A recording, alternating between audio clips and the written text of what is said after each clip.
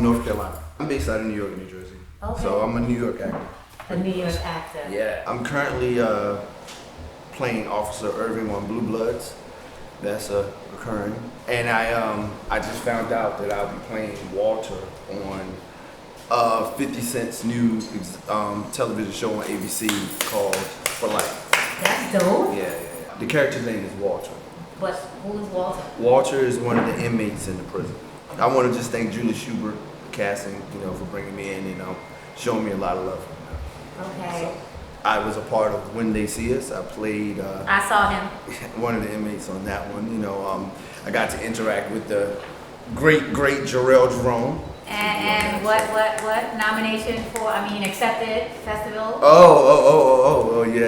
I also wrote. Yeah, we don't know. That's I wrote and produced my own project called Boys and Girls. It's just remember when you nominated. started that. That was years. I started in 2004. Cultivated it, and then I started actually putting things on camera in 2009, 2010. We were nominated for Best Web Series in the Validate Yourself Film Festival. So you guys come check that out. Do you remember how we met? Yes. Let's go. I would say it started with the directors, actors, Jim, Right. knowing everybody from that, and then we went on to you AD'd a project that we were on, and then you had to step in and started acting on that. But do you remember my character's I name? actually do not. Me neither. Do you remember what the series was called? The Bench. Yes. Yes. Directed by Terrell, storyboard Hollywood. What is his? His name is Terrell Perkins, but you know how people have I know that. other names, and then shout out to you Definitely and thank shout you out. for that. Yeah, That's why we are here, because Yeah. we know each other because of him. Yep. And Miles Maker, because Miles Maker did the director's actors. Yeah, it really brought the community together. Yeah. It was a really great thing for us. I feel that's how we know all these actors. Yeah. I had just moved to the city During that time. during that time. I had just touched down from Baltimore. I started trying to make my way around the wire, so I had a little situation doing stuff around there. When that dried up in Baltimore, I said, look, I gotta move. Right. And I moved up here. Right. That means work, right? That's Yeah, work. yeah. Most people don't understand your journey until you speak about it. Right. Because they just see you here, and if they Right. just met you last year, they'll think, oh, he just got it popping, and he just started. Right. I didn't, I also played Doc on Power. That was my first guest star. And I didn't get that until probably, I would say, 4 to 5 years after getting to the city. Well, we don't want to hear that story yet. Yeah, That yeah, story yeah. is for later. When was the last time you had hot chocolate? Wow. I don't drink coffee. I get it. So if I do get something hot and I will get a hot chocolate. So that's up and down. But it's been a while. I know you said that you're in between New York and New Jersey. What do you prefer? Well, for me, I like living in New Jersey. So when you look across the water, you see that skyline. And it motivates me all over again. You know what I mean? So I remember when I first moved here and I saw the buildings. New York might as well have been on another planet. You know what I mean? Because it was just so far. You know what I mean? But I always knew I wanted to come here. So I feel like when I'm out of the city and I feel like I'm stressed or whatever, there's a certain spot where you can just see the whole skyline of New York and you just, let's go. Okay, let's go. You know what I mean? So I tell people all the time, when you live in New York, you don't get to see how beautiful the city is because you're in it. Right. You know what I mean? I never forget when I first got here and where I get off the train to go to work or when I was waiting tables, I didn't even realize the Empire State Building was right there until I looked up. And I'm like, oh crap, I've been right here the whole time. You know what I'm saying? So, when you get in New York, you just focus. You just gotta try to get to wherever your destination is. Enjoy. Oh, I can do it. You could do that. All right. Tell us, where did it all begin? I think for me, growing up in North Carolina, it started in church. Every Easter and every Christmas, Okay. we would do a play. I just had a knack for memorizing the lines. Okay. I probably was like 8, 9. We would be rehearsing all these days, and then when it came time for the play, everybody would still be holding the script. And I'm like, this isn't real.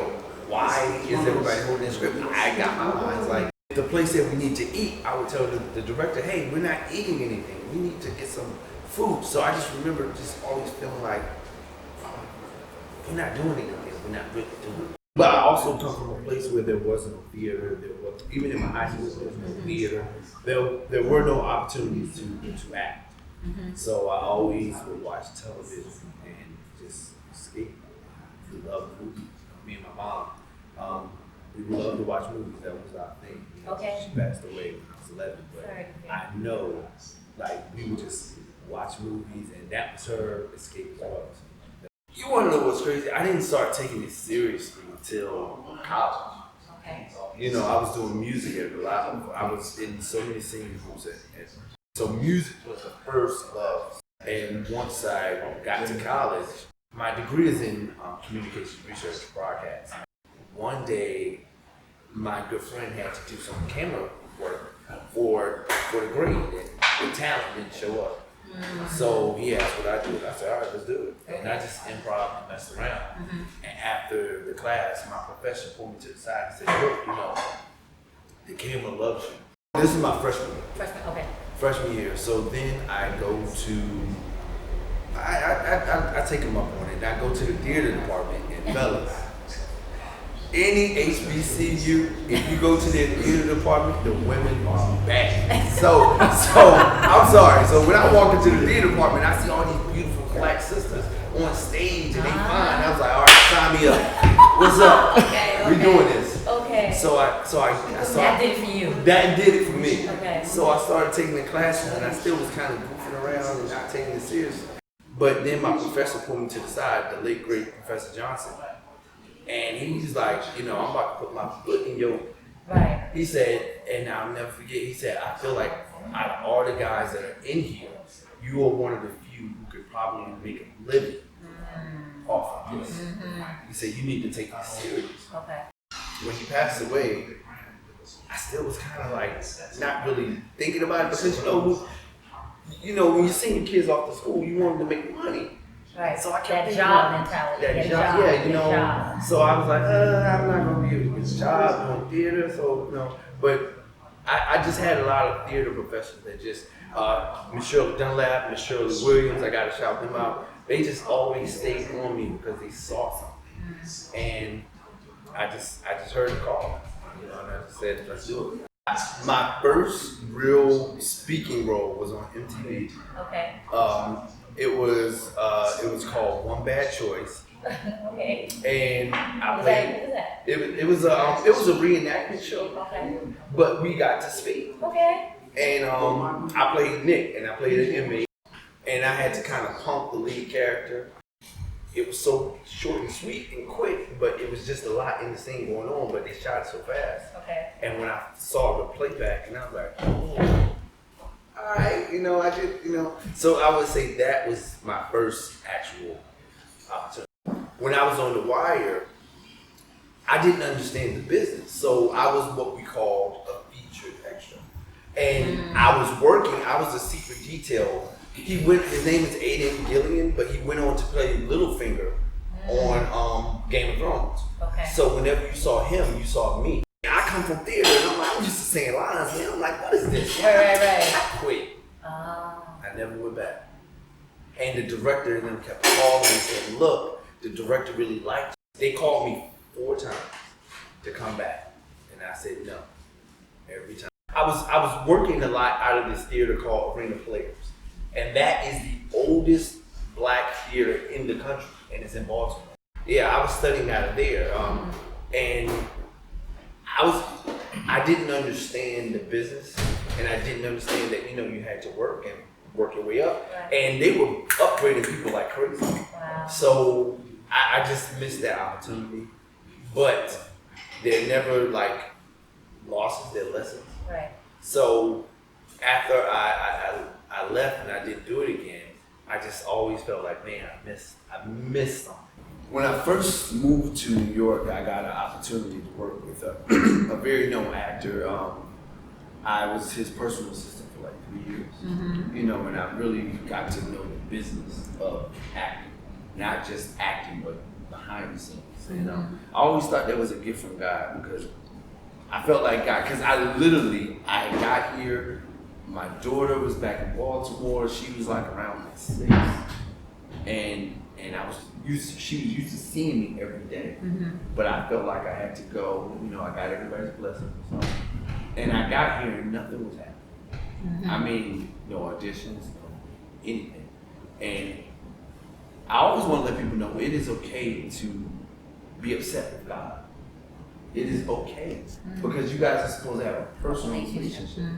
And I literally sat at the table crying and I screamed and I said, God, if I'm supposed to be here, show me a sign. And that actor that I had met maybe 3 months ago, I had called him when I first met him and gave me his number, and I called him for 3 months straight, nothing. And when I screamed and I yelled at God and I said, look, I'm supposed to be here, I heard a voice say, call. I called him on the phone. I can't make this up. I called him. He picked up the phone. Wow. We stayed on the phone for 2 hours. Wow. And once we got off the phone, I was his personal assistant. And what was that job like? What? It was amazing. I felt like God said, listen, if this is what you want to do, I'm going to give you a front row seat to everything. I loved every minute. I was literally in school. My father always told me, you talk to people that can't give you a job. So why are you wasting your time talking to them? You need to be out. And I always wanted to watch. Right. You know what I mean? I'm a kinesthetic learner. I have to see it, touch it, taste it. I have to feel it for me to learn. So I would like to watch and everything. And for those who want to be in the business, you always want to be in the line of like a director's sight. Because you never know, like, hey, I need a line. Look, all right, get him. Right. You know what I mean? But guess what? If you back there kicking it and chopping it up with the extras, Now I'm not saying you're gonna be in the way, but you want to be in a place where you just, be a fly on the wall. So for 3 years, I got to be a fly on the wall and just see things, be in offices and hear stories of what to do and what not to do. I got perks from it. I was able to get gigs off of it and work with people that he got to work with. Always, I credit my Southern hospitality. Coming up from those Southern roots, I learned early that manners will take you where you want. So if you're just always mannerable and just always humble and just, grateful, always in this place of gratefulness. People will want you around. I'll never forget, my first day as a personal assistant, another really, really pretty, it was so crazy. It was almost like being on a TV show where a knock at the door, you just never know. So I would be in his house and there would be a knock at the door and it would be somebody that I watched for years on TV and we're sitting down eating. And they're talking, but I'm just sitting there listening, soaking everything in. And I'll never forget, this actor came over the very first day we started working, and he told me, as long as you're cool on set, they're gonna constantly want to call you. Right. He said, because as us, we can't cut up. We can't act up. We can't, don't give them a problem, just do your job. Right. They're gonna be like, oh, let's get so-and-so, And I never forgot it. You know what I mean? So when I'm on set, I have a motto that I say. What is it? I'd rather be an hour early than a minute late. Right. So I'll get somewhere and I'll just post up. Right. And you can see a lot. Oh, while yes. You're there. You can watch, you can see, you get to talk to people. I made it a business when I was a personal assistant to talk to everybody because you never knew who was who. So I always shake hands, or if they want to shake hands. But I always make sure I look you in the eye and I say, hello, how you doing? And I introduce and I say my name or whatever. You know what I mean? So it was just so many things that I picked up and I learned. And after the 3 years was over, I was like, yeah, let's do it. Let's go. How do you feel your finances are now compared to then now? Because do you have a regular job? Like, do you have the side hustle, which is not the job that we want to do? Yeah, I made a way where I could, as an actor, I always thought waiting tables would be the job because that's what we do. So when I first got here, I'm like, I'm gonna be a waiter, but it is not as flexible as people think. You work in New York is a restaurant industry. Right. So when they want you there, they want you there. Right. So I had to figure out a way where I could be a little bit more controlling of my time. So I found ways to just be able to do my own thing, When Uber hit, that was the best thing Oh, really? since Okay. life. You know what I mean? So, you know, I bought a car. Actually, I bought a couple cars. Okay. And, you know, let people do for me, I do for myself. So, you know. Where are these cars? In Jersey, we're space. So tell us about Power. Oh wow, that was amazing. That was a really good opportunity, but a bad opportunity for me. They called me in for this role, Doc, and I did it. It was quick, went in, I thought, all right, we just gonna see what happens. And I get in the house, I'm feeling pretty good, you know, and I get the news that my grandmother died that day. My mom died when I was 11. She suffered from sickle cell. So my grandmother, her mother, was the one who raised me. So, and what I love and miss about her so much was when I told her I was moving to New York to be an actor, she never called me crazy. She never said that ain't. She just said, all right, baby. You know, so, and she would always call me and ask me, well, how's your acting? And I would lie because nothing was happening at the time. I thought it was going good, grandma. I'm doing all right. I'm doing all right. Well, she did. Just to make her feel Yeah, better. you can always come home. And I'm like, yeah. But so when I booked the role and then I found out that she died, it was just like, it was the most crazy topsy-turvy. It was so surreal, you know what I mean? That wasn't the call that I thought I was going to get. And then my manager called and said, hey, you know, I understand this is a really hard time for you. Do they? But you booked. Oh my gosh. And so I was like, all right. So when I get to set, and this is why I tell people about professionalism, you know, always work through your stuff and just make sure you come to set prepared. I literally didn't even know who I was working on the call sheet, you know. So when I look at the call sheet and I see Curtis Jackson, I see Anika Noni Rose, I'm like, oh my gosh. So as I'm signing my contract, and then the crazy thing was that was the first time I ever had a trailer, anything. So as I sit in my trailer and I'm writing and filling out my paperwork, I'm crying. You know what I mean? Because I want to call. Right. I want to tell her, hey, I got a trailer, grandma. You know, like, you know, and I couldn't talk to her. You know, so I go to set. I do what I gotta do. Nobody knows anything. And then I would go back to my trailer and I would cry. Then I'd go back. Because we were shooting for 4 days. Wow. I didn't even know if I was going to be able to make the funeral. Because, you know, as an actor, a lot of you, I'm not sure if you know, you can't leave set until you're released. Right. So they couldn't really tell me when I was released.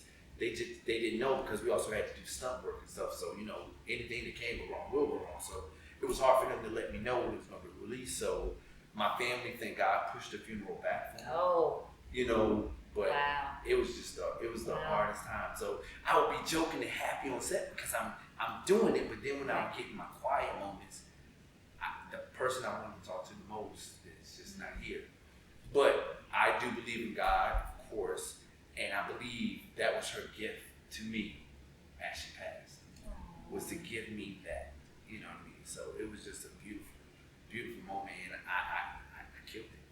So, right. you know, that led to other things, you know. Right. What's a fun fact about you? Like what we don't know about Derrick? Something that you want to share? I can play a full set of drums. Ah. But growing up, I was those kids. I was that kid in church where I would go to church playing drums. Yeah, so I played full set. And I taught myself how to play. How? By ear. So one day the drummer didn't show up, and I hopped on the drums, and I didn't know what I was doing. And I just kept doing it after a while. And they let you when I was saying it don't sound good? Yeah, well, you know, yeah, they, he embarrassed me. Right. Yeah, he embarrassed me. He was leading devotion service, and he was like, yeah, we need to get him off. So, you know. Thank you, young man. Yeah. Thank you. But I was so determined. I just kept coming back, and then I just started to learn, and then I was off. And I would ask people to show me things. Hey, how do you do that? How do you do this? And then, you know, just became a thing. But yeah, I taught myself how to play.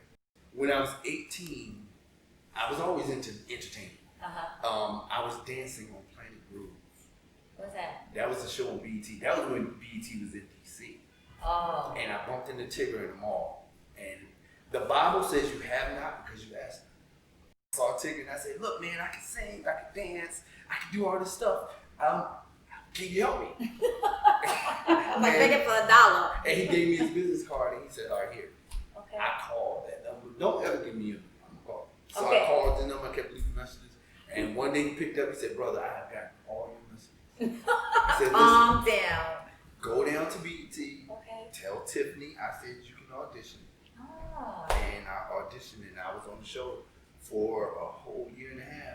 So what should we be looking out for you? I know you told a little bit about that on there, but for what you're working on, I know you got some stuff. Oh, you yeah. want to share? Oh, well, Boys and Girls is my baby. That is my crown jewel right now. So basically, Boys and Girls is about these this couple, and I play this character named Cam.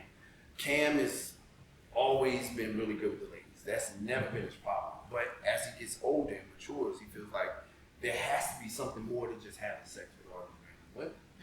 And he begins to want to really understand monogamy. So as he's on a quest to pursue monogamy, there's one problem: his penis.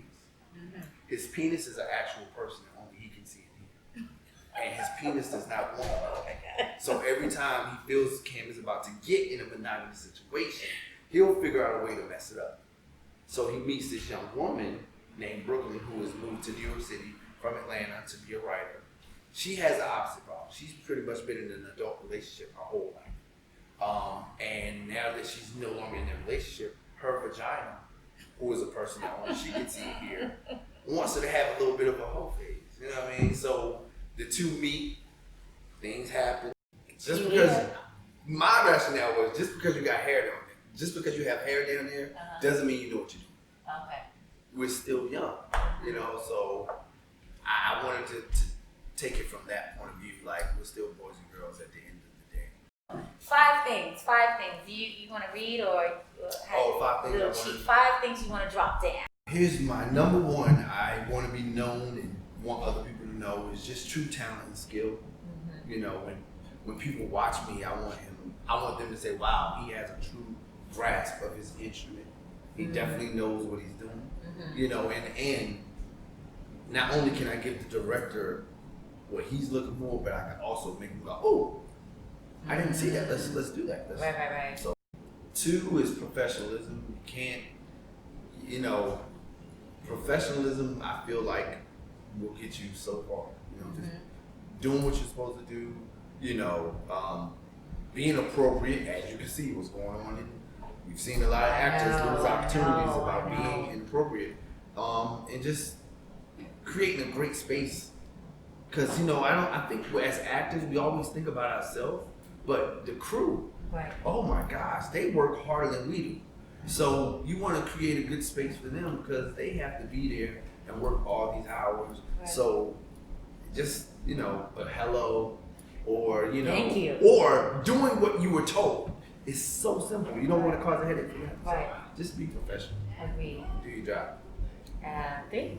My number 3 is never stop learning. In all caps. All caps. I don't care how old you get. Always stay a student.